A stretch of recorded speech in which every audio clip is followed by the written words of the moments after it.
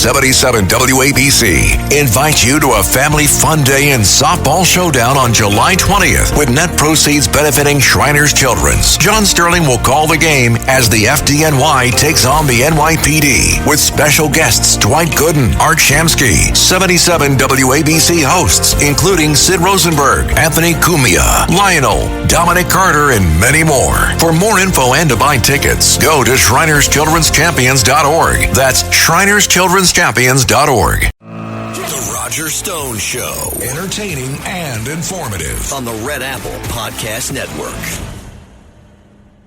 Welcome to the Roger Stone Show. Earlier this week, New York City Councilman Zohran Mamdani, a far-left Muslim socialist, won the city's Democrat primary for mayor and is now the presumptive frontrunner to win that position, a move that some fear is a glimpse into the future for American politics under the nation's current demographic slide into multiculturalism. The former rapper has quite a platform. He plans to target, his words, whiter neighborhoods with higher taxes, and actually says billionaires shouldn't exist. Mamdani doubled down later in the week with his plan to jack up property taxes on richer and whiter neighborhoods, and also asserted that billionaires, again, should not exist. Mamdani claimed that his Soak the Rich proposal was not driven by race, despite his campaign platform explicitly mentioning targeting white homeowners. That is just a description of what we see right now. It's not driven by race, he said. It's more of an assessment of what neighborhoods are being undertaxed versus overtaxed. Actually, his nakedly communist policies would bankrupt New York City while targeting all residents, and not just white residents. A housing policy document posted to Mamdani's official website states that if he were elected, his administration would shift the tax burden from overtaxed homeowners in the outer boroughs to more expensive homes in richer and whiter neighborhoods. Mamdani's website also states that his plan would effectively lower tax payments for homeowners in neighborhoods like Jamaica and Brownsville while raising the amount paid in the more expensive Brooklyn brownstones. Department of Justice Assistant Attorney General for Civil Rights Harmeet Dillon threatened to investigate Zohran Mamdani over his illegal racist proposals to tax white Americans more as New York City mayor. Racial discrimination is illegal in the United States, period. Full stop, she said. The illegal discriminatory scheme described by Mamdani would violate federal constitutional and statutory norms. Here's some more of this guy's far-out communist platform. Banning fossil fuels. Mamdani views climate action as integral to social justice and opposes the expansion of gas-fired power plants, for example, in Astoria. Coal-fired pizza ovens? Forget about it. He supports the All-Electric Buildings Act to prohibit fossil fuel equipment in new buildings. He also supports taxing drivers a fee just for driving through Manhattan. Then, of course, there is the rent freeze. Mamdani intends to mandate a rent freeze for 2.4 million rent-stabilized apartments, a policy that would cost property owners almost $7 billion over 4 years. The rent freeze would make it difficult for landlords to maintain their properties and would discourage investment since no one wants to invest in an asset with frozen revenues. Rent control policies like these violate basic principles of market efficiency and have failed wherever implemented, leading to housing shortages, reduced new construction, and deterioration of existing units due to limited maintenance incentives. And, of course, there is his plan for free child care. Mamdani promises free universal child care for children aged 6 weeks to 5 years, approximately 450,000 children. The program is estimated to cost anywhere from $5 billion to $13 billion a year. Across the board, of course, he favors increased taxes, not just to pay for free child care and his other promised massive big government handouts. He's proposed raising taxes, including a 2% income tax on individuals earning more than $1 million annually, and raising the corporate tax rate from 7.25 to 11.5%, which he claims would generate up to $10 billion in revenue. Rather than raising government tax collections, Mamdani's tax would end up driving the most productive New Yorkers out of the city. Bill Ackman, a billionaire, founder and CEO of Pershing Square Capital Management, suggested that wealthy taxpayers will simply flee. And he wrote, New York City under Mamdani is about to become much more dangerous and economically unviable. Then there is, of course, his low-cost housing expansion. He's called for the construction of 200,000 new low-cost housing units, which would cost another $3 to $5 billion and actually end up creating more slums. Then, of course, there is his outrageous proposal for city-owned grocery stores. He proposes that the city operate 5 grocery stores, 1 per borough, to lower food prices, drawing inspiration from similar initiatives in Chicago. This is seen as some kind of bold intervention into the market economy. Other places, it's known as what it is, communism. Then, of course, he wants a $30 minimum wage. Mamdani wants to raise New York City's minimum wage to $30 per hour. This would destroy virtually all small businesses and cost the city another $1 billion in employment contracts. Then on his list is free college. He wants to make CUNY and SUNY tuition free. That would cost another $3 to $4 billion. Free public transport. He also wants to make city buses free and rack up another $1 billion in expenses for the city, while inevitably leading to increased crime on the bus. Of course, then there's probably his most dangerous idea, defunding the police. Mamdani has previously expressed support for defunding the police and releasing all of those currently incarcerated, saying that violence is just a perception. This is a proposition that would render a city which is already extremely dangerous completely unsafe. Let's be very clear. He's also been a pro-Palestinian advocate. Mamdani pledges to enforce international criminal court arrest warrants against Israeli leaders, such as Benjamin Netanyahu, if they visit New York City, in direct opposition to the federal government. Of course, Netanyahu is planning to attend a UN session in the very near future. Conservative commentator John Podhoretz called Mamdani and his plan to globalize the Intifada an outrage. Mamdani's own Facebook profile features a video of him standing with members of Within Our Lifetime, a radical group that supports terrorism, holding signs that says there is only one solution, Intifada revolution. The government-owned grocery stores he wants to set up would supposedly sell food well below the market prices paid for with your tax dollars. This could be his most outrageous proposal of them all. In fact, John Catsimatidis, the CEO of the grocery chain Christie's, one of the largest in the city, declared that if New York City is going socialist, I will definitely close or sell or move or franchise the Christie's locations. Can Mamdani win? We'll come back to that on the other side. This is no longer a contest between Republicans and Democrats or even liberal and conservatives. I think this is a contest between those who are literally insane and those who have common sense. And whether the former mayor, Eric Adams, the Republican nominee, Curtis Sliwa, or former Governor Andrew Cuomo, who's filed as independent, split the sane vote, well, that remains to be seen. I'm Roger Stone. You're listening to The Roger Stone Show, and we'll pick it up on the other side to find out whether New York City is going to be the first city in the country to elect an openly communist mayor. The Roger Stone Show on the Red Apple Podcast Network.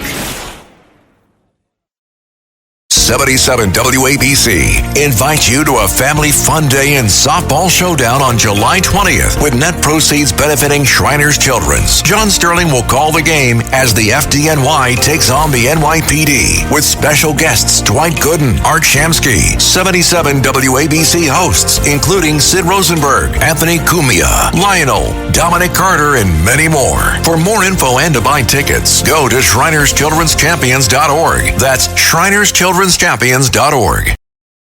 This episode is brought to you by LifeLock. Between two-factor authentication, strong passwords, and a VPN, you try to be in control of how your info is protected.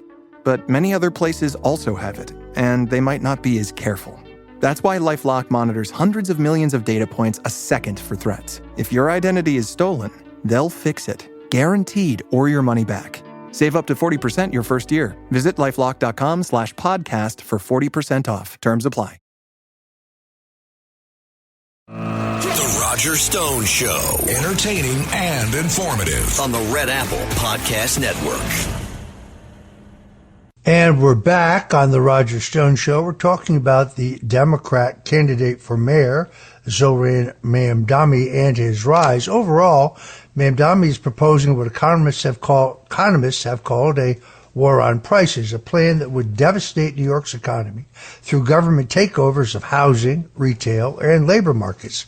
Now, history shows that every communist country attempting similar policies eventually limits access to government stands only to those who qualify, usually the poor, while the rest of the population pays for services they're not allowed to use. The only exception of that, of course, is high-ranking party. To prevent black market reselling or hoarding, the government would also have to restrict how much food each person could buy. Depending on how far Mamdani pushes this insanity, we could even see tip lines to report neighbors reselling goods, or maybe even turning in people who gained weight since they're clearly consuming more than their fair share. The likelihood of a four-way race is one of potential chaos. Let's be very clear that Democrat Mamdani's chances are strengthened by the fact that he has an army of passionate supporters who will work to get out the vote for him in November. And he ran a very savvy, modern, internet-based campaign. This is, of course, the worst case for New York City, which was damaged perhaps more than any other city in the U.S. in the wake of the COVID crisis and still has to fully recover. Mamdani's radical redistributionist policies will deliver the final death blow to Big Apple, as middle class and even the wealthy, as well as businesses, will be scurrying to find greener pastures. Political insiders are asking themselves, how could this have happened? How could someone with such a radical disposition, someone whose previous experience is largely that of a rapper, have won so many votes?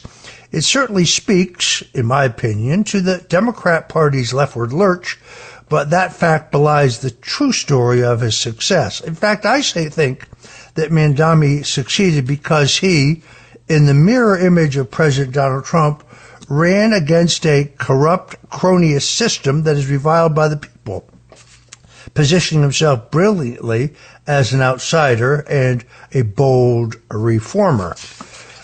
It is amazing to watch the way he toned down his radicalism on the campaign trail, presenting himself more as a common-sense progressive rather than the Marxist ideologue that he is. This was a cynical move to shroud his true intentions.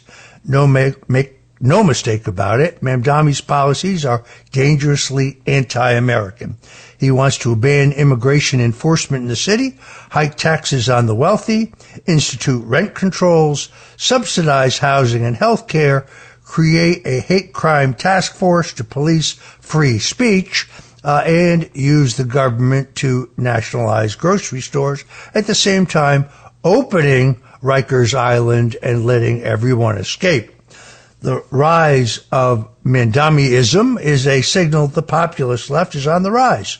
Senator Bernie Sanders, that windbag, who skimmed millions of dollars from his two presidential campaigns and calling them media placement fees and is therefore himself today a millionaire, doing that without the knowledge of his donors, which I point is not illegal, but it is certainly hypocritical.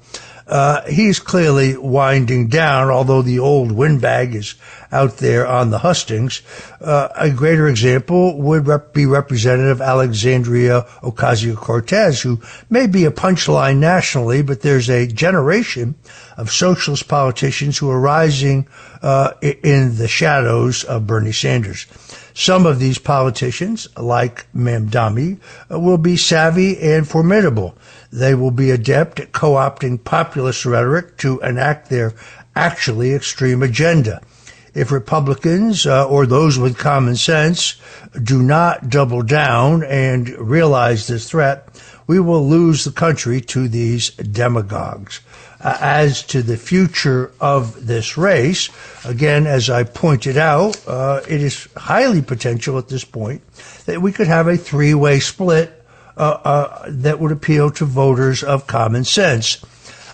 Republicans have nominated Curtis Sliwa, nominated without a primary, has not been allowed to obtain or spend his campaign matching funds yet. Former Governor Andrew Cuomo, sources tell me that he has not yet made a final decision as to whether he will remain on the ballot as an independent. And then, of course, there is Eric Adams.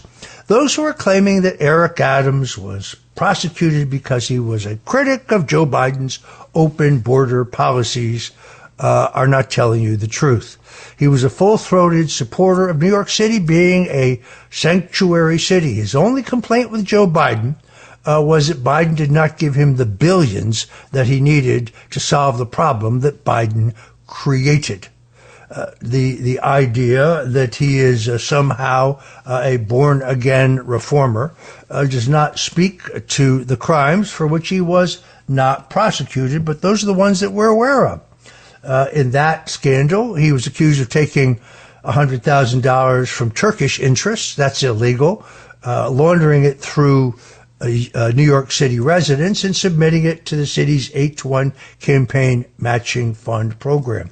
I believe there are 3 other sealed indictments against Mayor Adams, sealed because of reasons of quote-unquote national security. I suspect that means that there's even more foreign cash involved. How this folds out remains to be seen, but we'll be on top of it right here on The Roger Stone Show. Coming up, Larry Schnapp, one of the leading JFK researchers in the country, will tell us what's missing from President Donald Trump's order that all documents and information be released by the National Archives regarding the assassination of John F. Kennedy. So whatever you do, folks, stay right here with us on The Roger Stone Show. Please don't touch that dial because we'll be right back. The Roger Stone Show on the Red Apple Podcast Network. Hi, this is Joe from Vanta. In today's digital world, compliance regulations are changing constantly, and earning customer trust has never mattered more. Vanta helps companies get compliant fast and stay secure with the most advanced AI, automation, and continuous monitoring out there.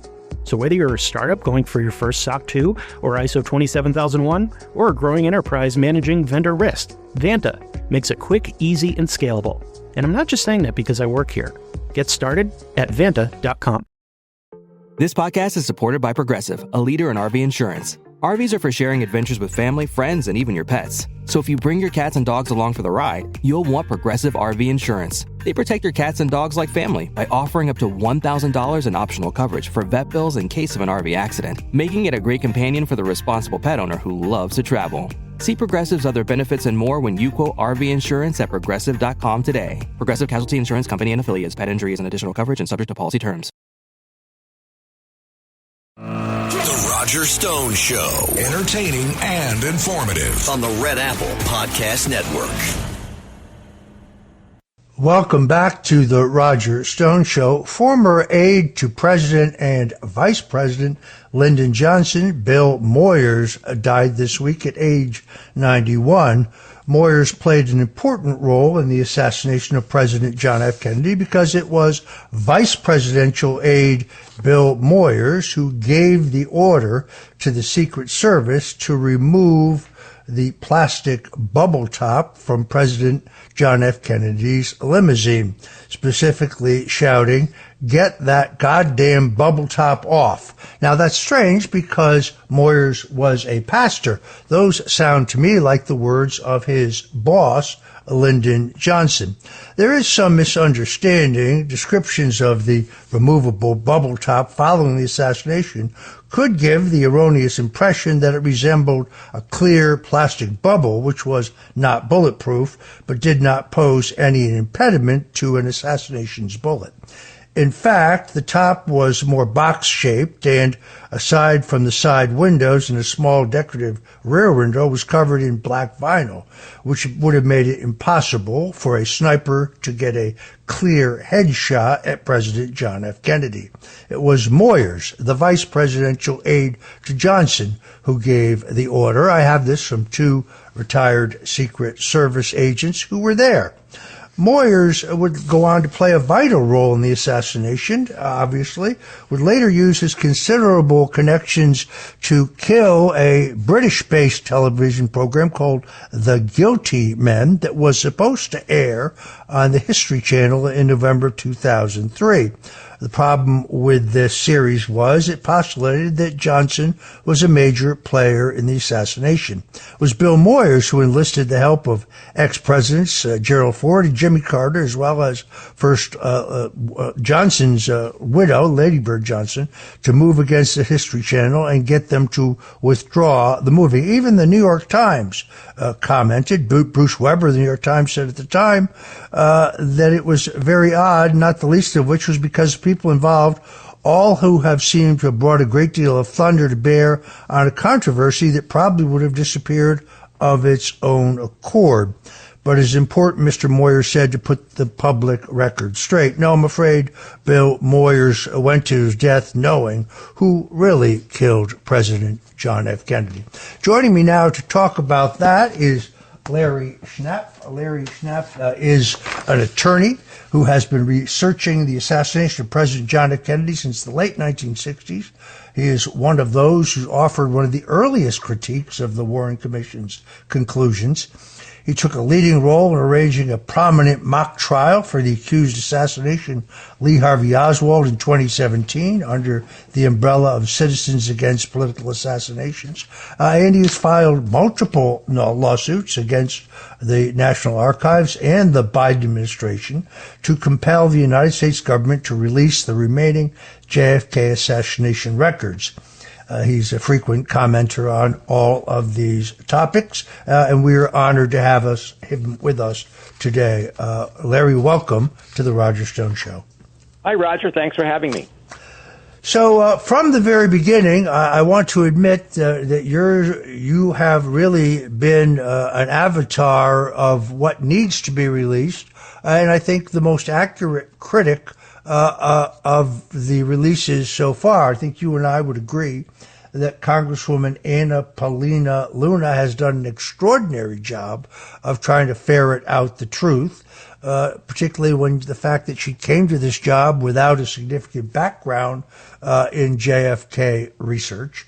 And the orders, the first that I know to put out, the orders as issued to the National Archives by President Trump were really not broad enough, and they therefore allowed some in the deep state to hide some of the most crucial material. Tell us about that. So, first of all, I agree with you 100% about Congresswoman Luna. You know, if Earl Warren had her dedication to the truth, we wouldn't be here.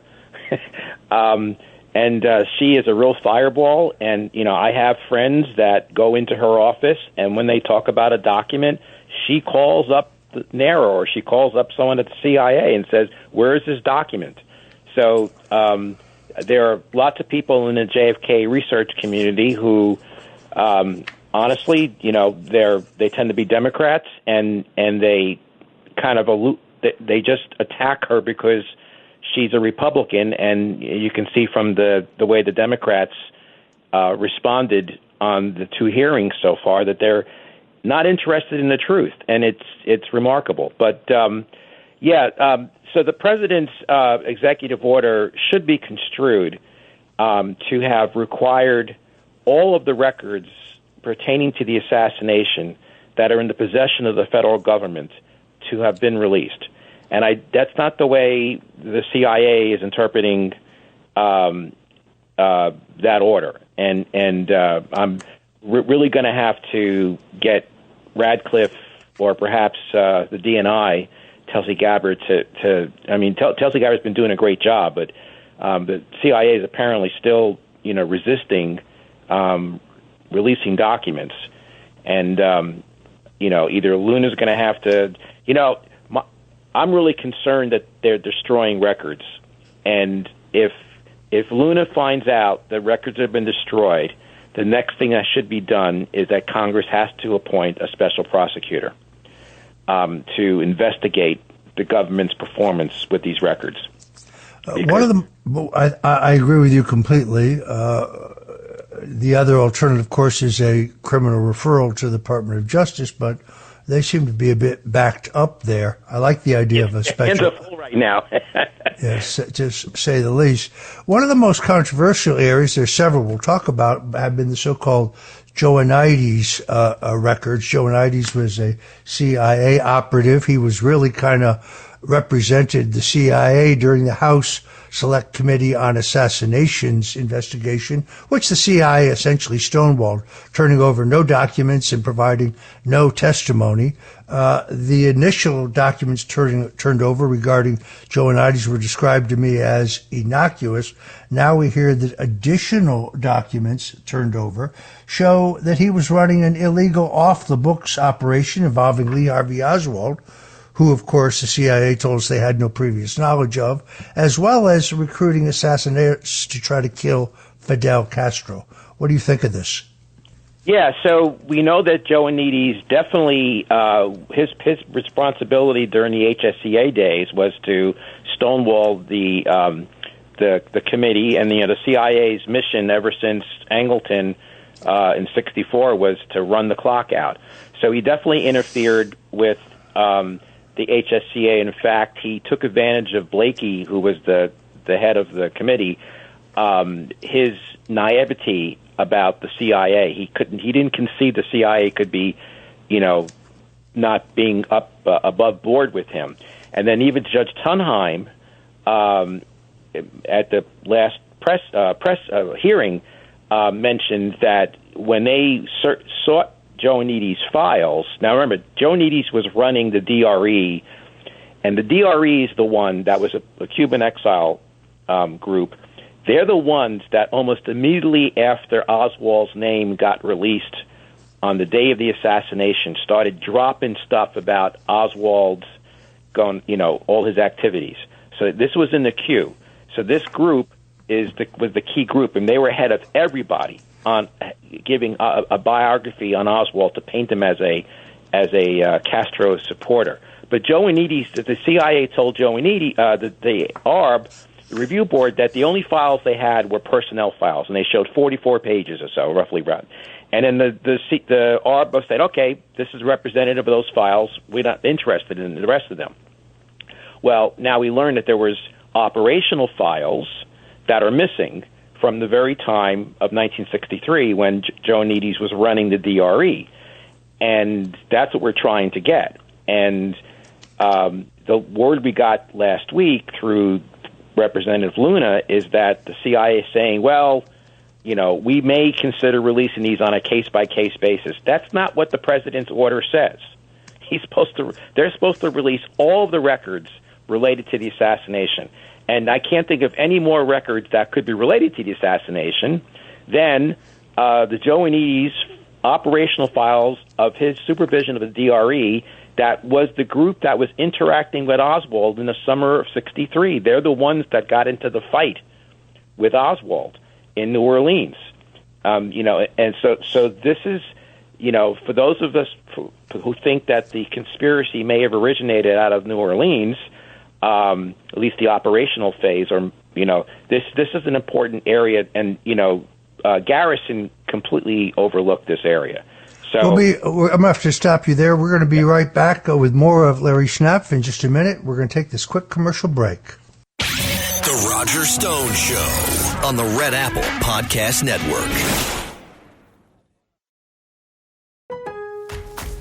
Lowe's knows how to help you save. This July 4th, get up to 40% off select Whirlpool kitchen appliances. Plus, get an additional 10% off when you buy 2 or 3 select major appliances. And when you buy 4 or more, you'll save an additional 20%.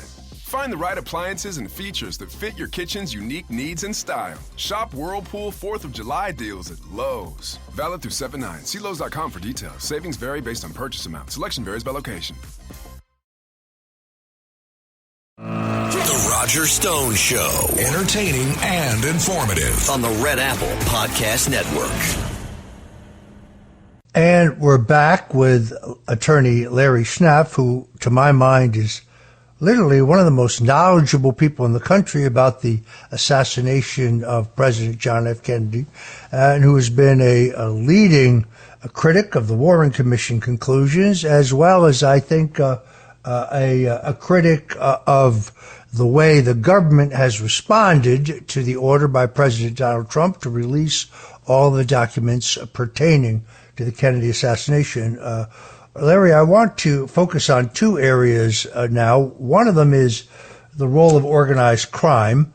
The House Select Committee in the late 70s, after an exhaustive investigation in which virtually every staffer had previous experience in investigating organized crime. One reason why I don't think they looked long or hard enough at the CIA, but they did conclude in their report that organized crime played a significant role in Kennedy's murder. Yet, to my knowledge, none of the documents that have been released to date pertain to the role of Carlos Marcello and others in organized crime. Is that correct? So, the most important documents we're waiting for are tapes that Carlos Marcello had while he was in jail in what is known as the Camtech sting operation in the mid-1980s. He had befriended a person that became an FBI undercover agent called Jack Van Langingham, and they have hundreds of hours of recordings that have been sealed. Now, Jack Van Langingham came out and said that Carlos Marcello told him, that he had helped organize the assassination, that he knew Oswald, that David Ferrie had introduced Oswald to him, and that Jack Ruby was basically that he set up Jack Ruby in in Dallas, and that he essentially was running his bar, and that the Dallas police were all on the take. Jack Van Langingham also, so he sent some memos as well to the San Francisco office of the FBI, and when he apparently had cut a deal, and he was concerned that the FBI wasn't following through on their part of the deal. We need to have these records unsealed, and so the Department of Justice is actually the party that needs to do this. And I have asked in a letter to Pam Bondi to arrange to have these tapes unsealed, because we have to hear what Carlos Marcello actually said. I don't think the mafia could have been in a position to alter the autopsy, but I think Carlos Marcello probably helped pay for the operation, which probably was conceived at the operational level. And we also know that Carlos Marcello, his bagman for LBJ was this guy Jack Halfin, I think is his name. Halfer, yes. So there could be a connection between LBJ and Marcello.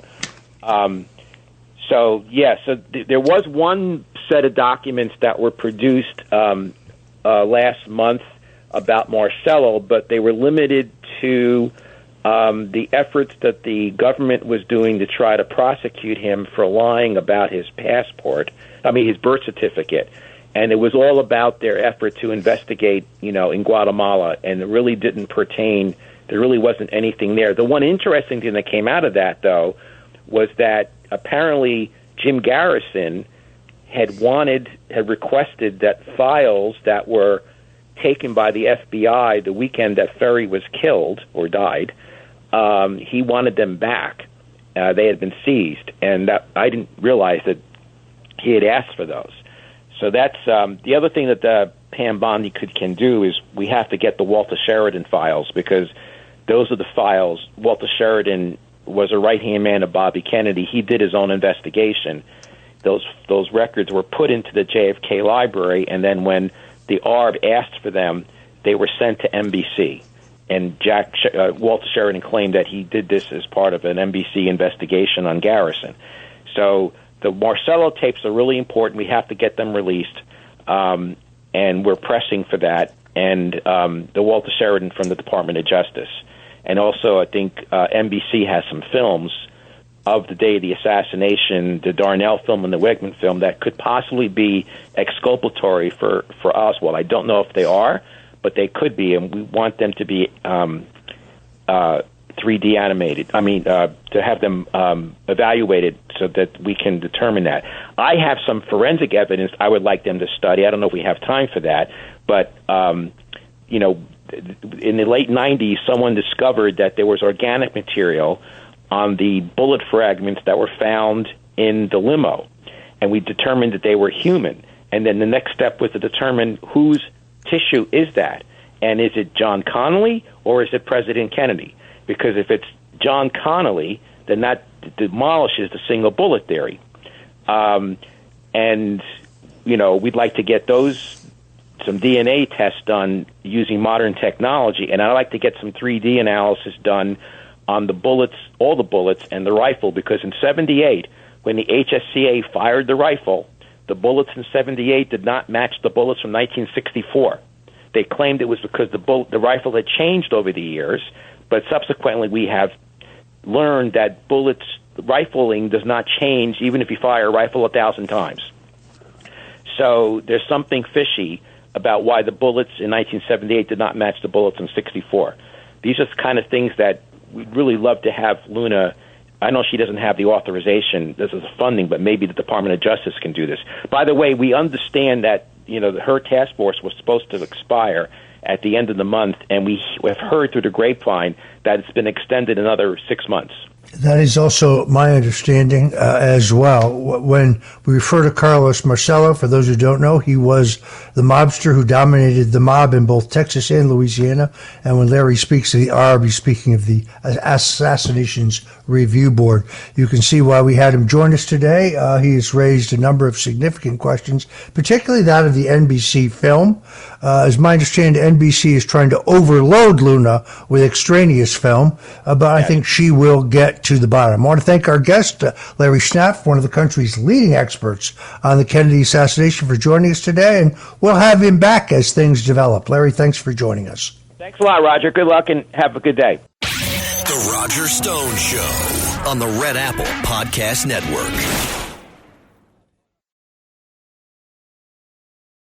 The Roger Stone Show. Entertaining and informative on the Red Apple Podcast Network.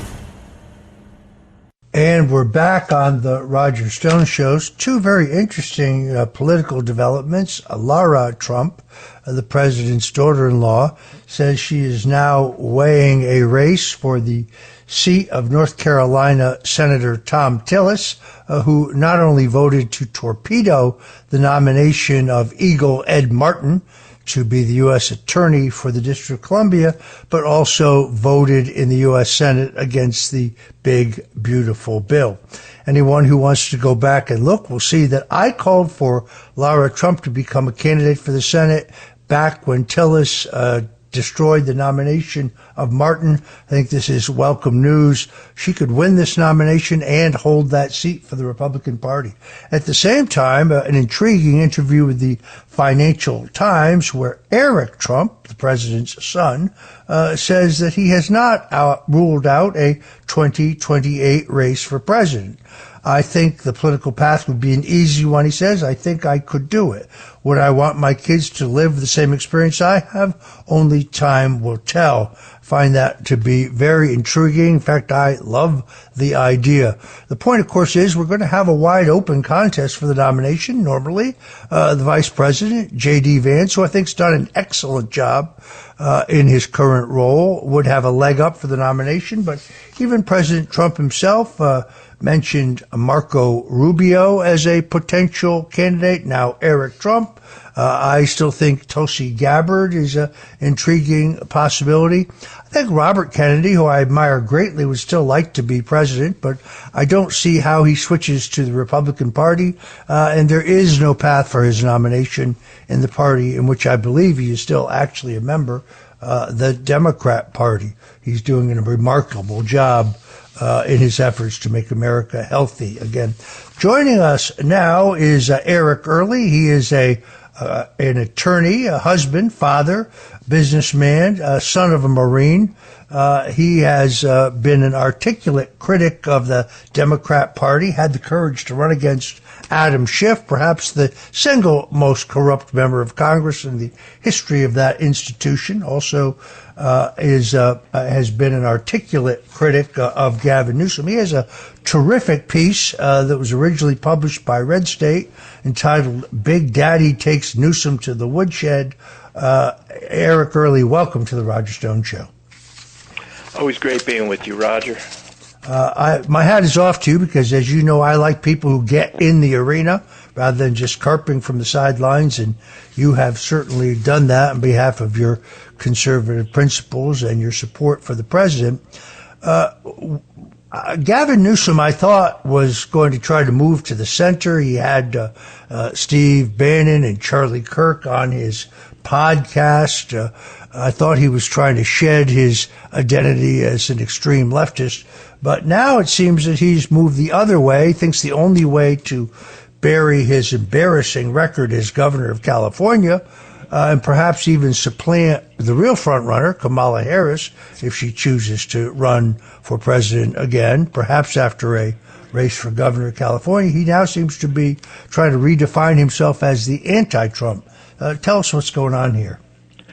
Well, listen, Newsom can't help himself. He's the worst governor that California's ever had.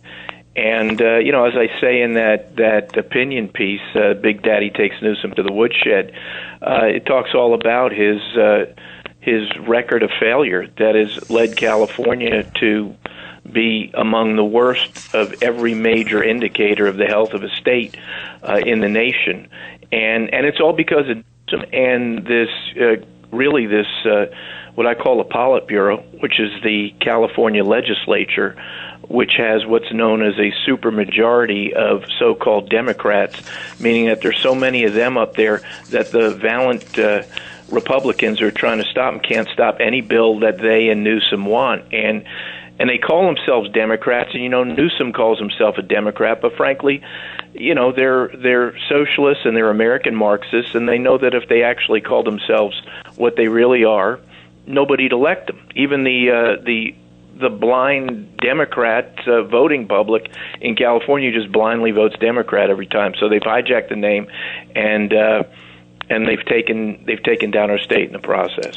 It really is quite extraordinary. The state that gave us Ronald Reagan, the Golden State, a state where parts of the state have near perfect weather year round, a beautiful state, can be this bankrupt, this dangerous, this politically correct, and this destroyed. Do you believe, as I do, that if Kamala Harris chooses to run for governor as a kind of a stepping stone to the presidential nomination again, that she would probably be fairly easily elected? Well, actually, Roger, I'm going to disagree with you on that one. Because, yes, there's a couple million people who would just blindly vote for her in California. But back in the day when she was elected Attorney General of the state of California and U.S. Senator from the state of California, most Californians had no clue who she was. And so the folks who vote Democrat automatically, which is the majority in California, they saw a woman of color, they saw a woman, she's got the name Kamala, and they believe the BS advertising, they automatically voted for her. But now people know who she is. And so There's a couple other people from her party that are also running. I don't think highly of any of them either. You got this lunatic Katie Porter. You've got a couple others, Becerra, who's a disaster, Javier Becerra, etc. But I don't think Kamala Harris is going to be an automatic shoo-in if she runs for governor in California. And we all know now, the odds are going to be on her if she runs, and she just can't help but sticking her foot in her mouth, You may well be right. Obviously, this path has not worked in the past. Richard Nixon famously ran for governor in 1962 while having really no interest in being governor as a way to keep his presidential prospects alive. It worked in the long term, but not in the short term. He was not the nominee in 1964, but did make a miraculous comeback in 1968. I think she has no interest in being governor, no particular knowledge of state issues. On the other hand, I don't think she has any particular knowledge, period. Correct. I agree with that. But Newsom, I still think if she were governor, he'd have a hard time getting around her. This is a guy who locked up virtually all Californians, except for, of course, famously himself, refused to open the schools for a year longer than many other states, imposed vaccine mandates, shuttered places of worship during COVID. Meanwhile, he has defrauded the people of California out of at least $25 billion. This guy is truly, truly dangerous. And watching him talk is almost amusing. He talks with his hands. My good friend Vincent Oshana, the comedian, does a killer impression of him that just makes me laugh every time I say it. Well, I'll tell you, I've got a couple knowledgeable people now who've spoken to some, mental health professionals, and the conclusion that I'm hearing more and more is that Newsom is a sociopath. And, I have to look up what that means exactly, but the people who are coming up with that conclusion are very knowledgeable in terms of mental health issues. But the guy is a disaster. And I call the article Big Daddy Takes Newsom to the Woodshed. By the way, I called Trump Big Daddy before the head of NATO called him Daddy, because, as you know, my article was done a week before that. And but what I was talking about was, what was going on out here when Trump thankfully brought in the National Guard and the Marines to guard the federal buildings and to protect ICE, who were being battered by these psychos out here who were going nuts. Newsom went haywire. It was just an endless tantrum from Gavin Newsom. And that's what he does. Whenever something doesn't go his way, the man throws a tantrum. Yeah, and it is childish. We're going to take a quick break. We'll be right back with Eric Early. In my opinion, one of the smartest guys around when it comes to California politics. Please don't touch that dial. The Roger Stone Show on the Red Apple Podcast Network. Imagine this: the best pasta sauce you have ever tasted sits abandoned on a plate. Wasted sauce. That is a tragedy. If only you had used Barilla al Bronzo pasta. Its bronze-cut texture holds your sauce and scoops up every last drop. The Italians call that scarpetta. Capture sauce the Italian way. Barilla al Bronzo. Click or tap the banner to find out more. Your burger is served, and this is our finest Pepsi Zero Sugar.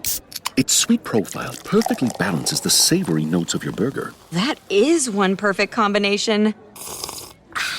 Burgers deserve Pepsi. The Roger Stone Show. Entertaining and informative on the Red Apple Podcast Network. And we're back with California Attorney Eric Early, a shrewd analyst of the California political scene, and also obviously a member of the bar. It's interesting. Governor Gavin Newsom was soundly defeated in court after the liberal Ninth Circuit ruled that President Trump could retain control of California's National Guard. Given the precedents of Orville Faubus in Arkansas, George Wallace in Alabama, neither of whom had asked for the National Guard when Eisenhower and then later Kennedy activated the Guard. Was this just grandstanding on his part? Did he know that he had no prospect of actually winning in this legal matter? Roger, that's a great question. 95% of what Gavin Newsom does is grandstanding, and he has an attorney general in California named Ron Bonta, who is a closet Marxist. Actually, not that much in the closet. Newsom picked him out of obscurity to replace Becerra when Becerra went off to Biden's administration. And this toady named Bonta files anything Newsom wants, spends millions of dollars of our non-existent taxpayer dollars because we're essentially a financially bankrupt state, and sues anybody that Newsom wants. I think he's on his 25th lawsuit against Trump. This time around, the last time around, Becerra sued Trump, I think 120 times or something, just ridiculous. They lose most of these cases. So he has Bonta file this lawsuit against Trump because Trump correctly brought in National Guard and Marines. And I publicly predicted the minute it was filed that best case scenario for Newsom, some friendly judge of his in the Ninth Circuit would grant his relief, but it would, on emergency appeal, the Court of Appeal would overturn it, and that's exactly what happened. Trump had every right to do what he did because he understands. I firmly believe President Trump understands that Newsom is this spoiled, privileged, child almost with terrible judgment. We saw the way Newsom handled the 2020 riots in California during the so-called Summer of Love, where huge chunks of Los Angeles were allowed to burn to the ground. Lots of law enforcement were injured by these anarchists, these Antifa and BLM anarchists. And I firmly believe Trump knew that if he didn't step in and do what he did, we would be looking at another Summer of Love out here, thanks to Newsom and this other, terrible one, Karen Bass. Yeah, I did look up sociopath while we were on the break. I think you got it exactly right. This stunt that he pulled, we're claiming that Tom Homan, the border czar, threatened to arrest him. If you walk back through it, Homan never said anything of the kind. He said that public officials who harbor illegals or assist them in evading arrest would be charged. He never named Gavin Newsom. Gavin Newsom said, "Oh, you're threatening to arrest me. Come on, arrest me, Big Tom." Another publicity stunt. This guy's the king of publicity stunts. Now he's suing Fox News, claiming that the network defamed him for lying about a phone call with Trump when Trump produced the phone call records, proving that the call actually took place. There's nothing this guy won't do for a headline. Exactly. And, listen, Roger, you're a political genius. And, when you have been a governor your policies have destroyed one of the greatest states, if not the former greatest state in the nation. I'm being biased towards California back in the day when it was the Golden State. It was just incredible. When you've destroyed all your policies, what choices do you have if you still think you have this political career and you want to run for president? You got to figure out another way to make the public believe that none of that exists. And part of that is this constant stream of lunacy that we're seeing from Newsom. Yeah, your piece here, Big Daddy takes Newsom to the woodshed. Pardon me. Terrific piece. You really kind of summed this up. His failed economic policies put California on the verge of bankruptcy. He has destroyed California's once thriving fossil fuel industry, causing the highest gas prices in the country. You have the worst and most woke schools in the nation, the highest taxes and the building costs of the nation, one of the highest crime rates in the nation. He has defunded county and local police forces statewide, allows boys to play in girls' sports. Teachers are prevented from telling parents of their kids' sexual confusion while being encouraged to sexualize every minute of their educations.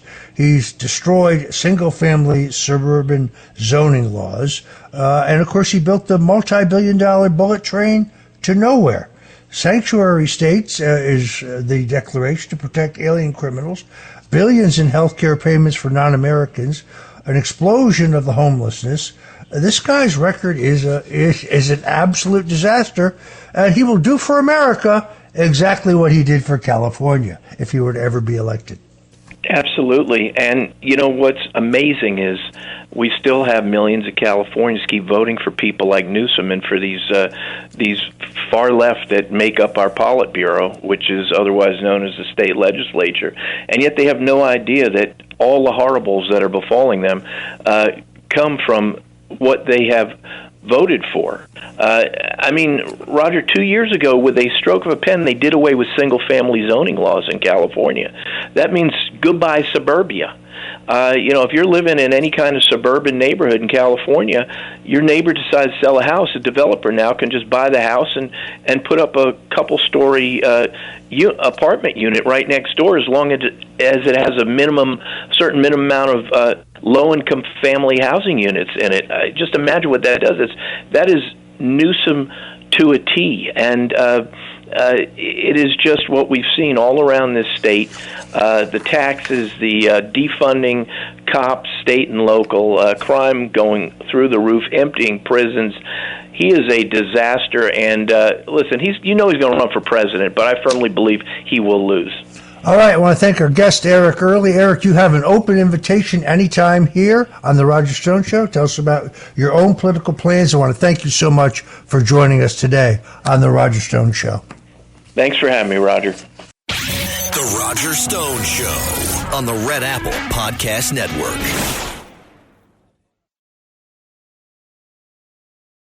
The Roger Stone Show. Entertaining and informative on the Red Apple Podcast Network. And we're back on The Roger Stone Show. Joining me now is Barry Habib. He is the Chief Executive Officer of MBS Highway. I call him an economic guru because he is the person more knowledgeable about the housing and mortgage markets in America. He's also a shrewd analyst of the overall economic picture in America. Barry Habib is actually widely credited with saving the mortgage industry back in 2020 from margin calls due to Federal Reserve actions. It was his presentation to several of the Federal Reserve governors that created stability at a critical time. He's also the front man in a rock band, which I'm trying to convince him to rename Barry Habib and the Hot Shots. Barry Habib, welcome to the Roger Stone Show. How are you, Roger? It's so good to be with you again. You and I had the privilege of speaking at a great conference in Las Vegas, the Mastermind Summit for 2025. It's always great to be with you. I am always amazed at your ability to take very complicated matters and make them understandable to the average American, which is why we're honored to have you with us today. Bill Pulte, who is the director of the Federal Housing Finance Administration, recently called on Jerome Powell, the chairman of the Federal Reserve, to cut rates. Let's listen to Director Pulte. You have been very vocal in calling on Federal Reserve Chairman Jerome Powell to cut interest rates with inflation at 2%. How does Powell, whom I must point out is not an economist, he's a lawyer, and I think incredibly political, how does he justify keeping interest rates at 4.5%?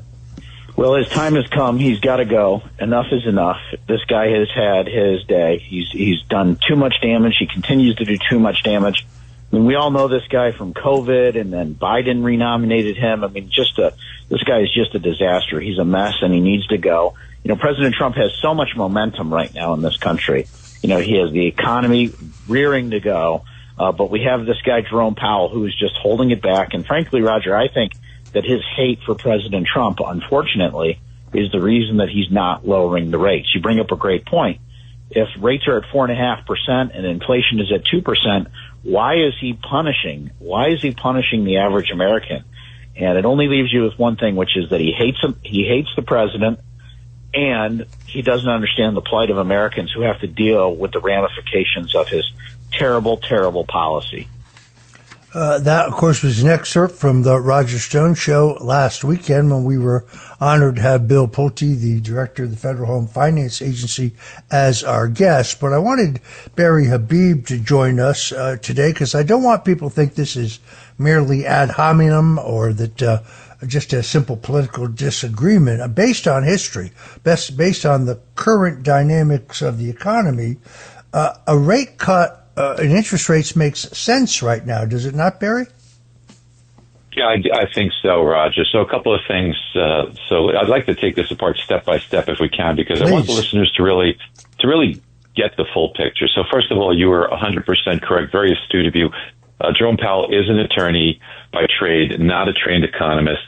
And Director Pulte, which, by the way, what a terrific director Bill Pulte is.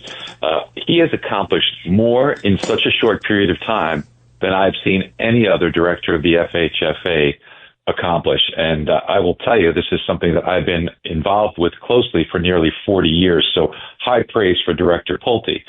He did say in that little excerpt, amongst other important notes, that the consumer is being punished by the Fed's missteps. And listen, Roger, the Fed is made up of 19 members. 12 of them vote on policy. So it's not Jerome Powell in a vacuum. However, he is the leader. And when, let's just say if it's a baseball team or a football team, if the team's doing poorly, it's the person on top. But if the company's doing poorly, they look at the CEO. Jerome Powell's the leader. And quite frankly, most of the people at the Fed, most of the governors, as well as most of the presidents that represent the different districts, they fall in line. And it is up to the leader to set the tone. So first off, Roger, Jerome Powell had major missteps that punished consumers back in 2021 and 2022. He was not alone. The Fed members, and of course, and Janet Yellen was beating the drum to go big.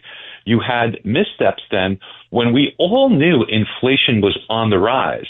It was very evident. You can't have zero interest rates, quantitative easing, and trillions of dollars pumped into the system. I mean, someone in junior high school who understands how this works would have to tell you that inflation is coming. Because remember, you had PPP, you had the employee retention tax credits, and of course, the Biden budget buster of $1.9 trillion. You had this all pumped into the economy at zero interest rates, while the Fed was purchasing an incredible amount of both treasuries and mortgage-backed securities. We all knew it was coming, but we had Jerome Powell and company looking, as they have always done, in the rearview mirror. And you hear him say this. He says, we want to be data dependent. There's problems with that, Roger. Data can be very backward-looking. The economy moves dynamically. And part of what goes into his calculations for inflation is something that we've discussed before, is shelter. That makes up 44% of the reading that you get on core CPI and nearly 20% on core PCE. Those are the two readings that the Fed counts on. So when you're looking at something that has 40% or 20% of it a year delayed, that isn't very effective use of being a good leader. You should be looking forward. We all knew that inflation was going to be on the rise, but yet the Fed stood pat. Let me just give you some comparisons. Back then, back in 2022, so we don't have to go too far back, March of 2022, let's go back 3 years, and let's compare it to today. When we go back 3 years, the Fed was still purchasing $30 billion a month of quantitative easing. They were purchasing treasuries, mortgage-backed securities, and that was a reduced clip of $30 billion a month. So that's on top of keeping interest rates at zero at the time. Today, by comparison, the Fed funds rate is 4.375, and the Fed is, although it's a minor share, doing the opposite of quantitative easing, quantitative tightening. So there's a tremendous contrast in what's going on. Now, the Fed does not want to reduce interest rates, but it's curious that back in March of 2022, when rates were at zero, so you can't go any further unless you want to go to negative interest rates, the unemployment rate was 3.6%. Today, it's 4.2% and rising. By the way, I bet you on Friday, I would not be surprised to see that tick a little bit higher, Roger. And then inflation readings. If we take a look at that core PCE that the Fed was looking at back then, it was 5.5%. Today, it is less than half of that at 2.7%. Why are you not cutting rates? And the other one is, how about this? I think this might be a shocker to the listeners. Back then, inflation as measured by headline CPI was 8.5%. Today, it's at 2.4%. Yet, he was not so concerned about inflation or the labor market then, Yet today, he is afraid of his own shadow, as are potentially other Fed members. Jerome Powell needs to be a leader or go. He needs to be in a position to get the Fed in line and say, hey, we have to be forward-looking. We have to understand that there are certain things going on in the economy today that are troublesome signs. The labor market, go ahead. Sorry, Roger. I was going to point out, Powell cut rates 50 points right before the last election, but he can't do it now with inflation lower. Now, Powell will say that's because of tariffs, but he and many of the establishment economists have been conditioned to treat tariffs as inherently harmful. The truth is, tariffs, I think, are one of the few forms of taxation that actually preserve a government's accountability to its people. Tariffs tie the state revenue to national production and trade policy. Tariffs allow citizens to remain sovereigns of the government. Incomes and even consumption taxes subjugate. This argument just doesn't hold water. I was sorry to interrupt. Please go ahead. No, well, I'm glad you did, because you bring up an excellent point. And he has been saying that they do not want to cut rates due to the fact that tariffs could present an inflation problem. But we know this. We know that when a tariff comes, and most people don't understand this. Let's just say you put a tariff against a country like Vietnam and say, oh, Vietnam's going to pay. Well, you know what? Who pays it is the importer here in the United States. Vietnam doesn't pay it, but you can negotiate with them and have them eat some of it. But then the importer brings it here, and then it goes to a distributor, a wholesaler, a retailer, and then to the customer. None of those items are tariffed.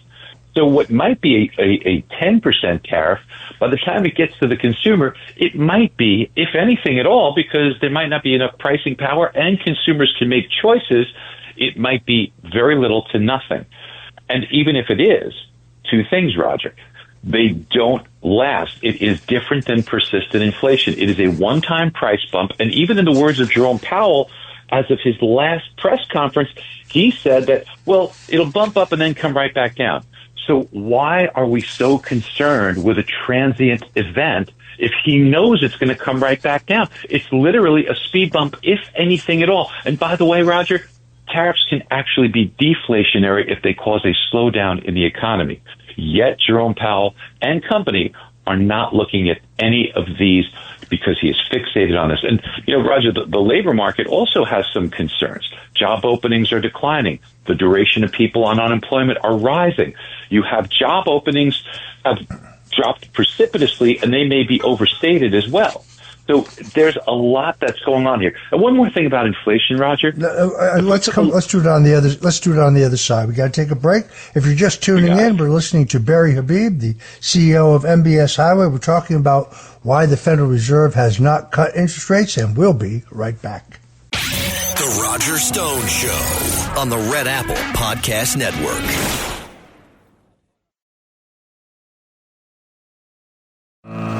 Roger Stone Show. Entertaining and informative on the Red Apple Podcast Network. And we're back. We're talking to Barry Habib, the Chief Executive Officer of MBS Highway. He does a terrific daily update on the market. He is, I think, the country's leading expert on the housing and mortgage market, as well as a keen economic analyst of the overall picture. And we're talking about why the Federal Reserve under Jerome Powell has not cut interest rates. Barry, the floor is yours. All right, so real quick, we're going to go fast here. So the Fed can take three positions. They could take a position of being accommodative, which they're trying to stimulate economic activity, neutral, kind of like Goldilocks. Things are good right now, so we don't want to make a move, or restrictive, which intentionally means they want to slow economic activity, with the goal being maybe to slow inflation or the labor market. They are currently in a restrictive stance, very restrictive by about 1%.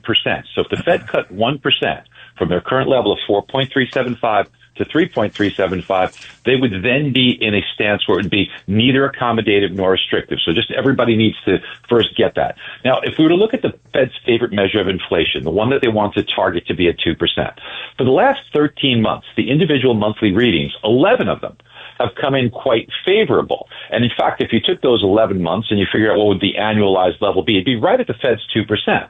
Now, there are a couple of anomalies, January and February this year, which caused the readings to be a little bit higher. That, unfortunately, was due to some items that are not responsive to Fed policy being more restrictive. Things like healthcare, things like prescription drug costs. Yeah, the Fed can hike rates all they want. It's not going to impact these items. And the biggest one is, as we've discussed, is shelter. You take away the two anomalies there for those couple of months. We have some really good readings. In fact, the last 3 months, how about this? We're running below the Fed's target because it's at 1.6% is the annualized rate for the past 3 months. Unfortunately, these January and February numbers won't come out of the data. They're going to push this data higher on an annualized basis until next February. But if the Fed waits for that, the economy could be in a very different position. So now, Roger, when we are looking at the harm that the Fed's done, it is enormous. Everyone listening feels it every time they go to the grocery store because the Fed was highly complicit, led by Jerome Powell, in creating this inflation. And now they are highly complicit in hurting consumers. Where's the pain? Every time somebody makes a payment on their home equity line of credit, on their credit cards, on their car loan, when they go to purchase a new car and see what the payments are, car leases, which kind of ironically are one of the items causing inflation. So the car lease means that, if you have the Fed pushing rates or keeping rates higher, that's keeping car leases expensive, which adds to inflation. Just think about the moronic sense of that. Okay. Now, here's something else that's very important is that debts and deficits matter. You have this big, beautiful bill, which is now highly debated, trying to get passed, but it is a big concern about what the deficit levels are. Well, interest on the debt is enormous. I've done the math on this. I've worked with AI on this. And it appears that if Jerome Powell were to take interest rates to a not accommodative, but just a neutral stance from where they are today, which is really where they should be, then that would save us $30 billion a year. I'm sorry. $30 billion a year in interest savings on the debt. So the problem that we have is we're adding to these issues.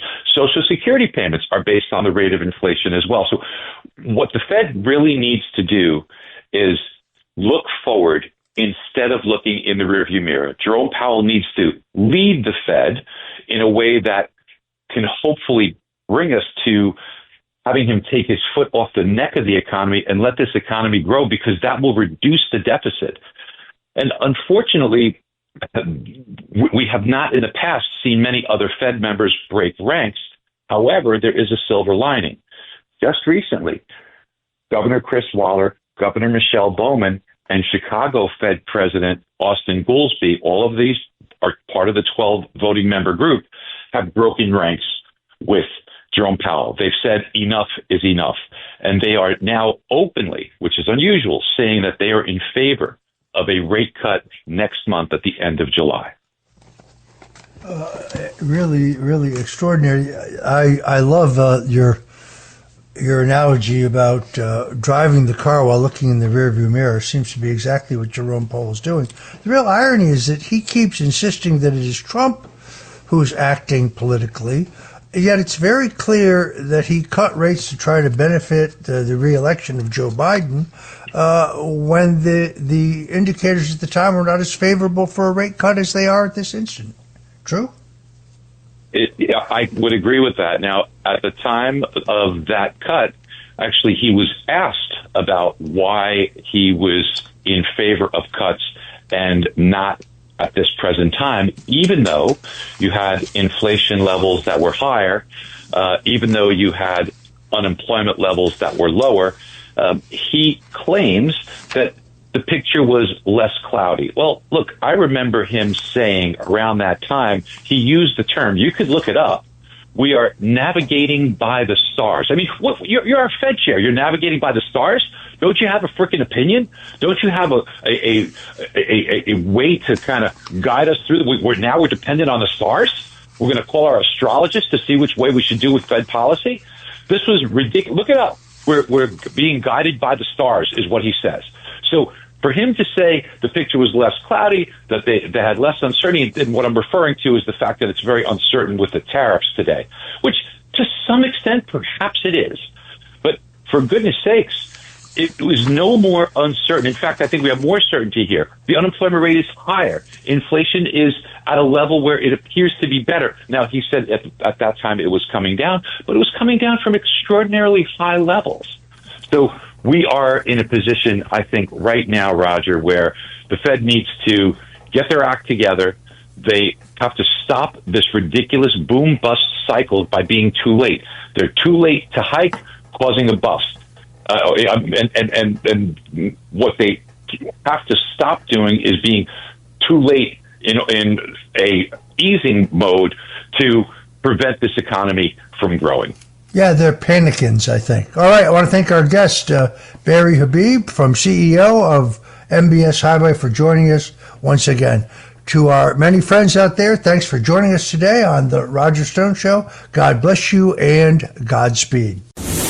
Thanks for listening to The Roger Stone Show. You can hear The Roger Stone Show Sunday afternoons at 3. If you like the podcast, share it with your friends and listen anytime at WABCRadio.com and download the WABC Radio app. Hit that subscribe button on all major podcast platforms. Plus, follow WABC on social on Instagram, TikTok, Facebook, and X. See you next time for a new episode so you never have to wonder. What the heck is going on here?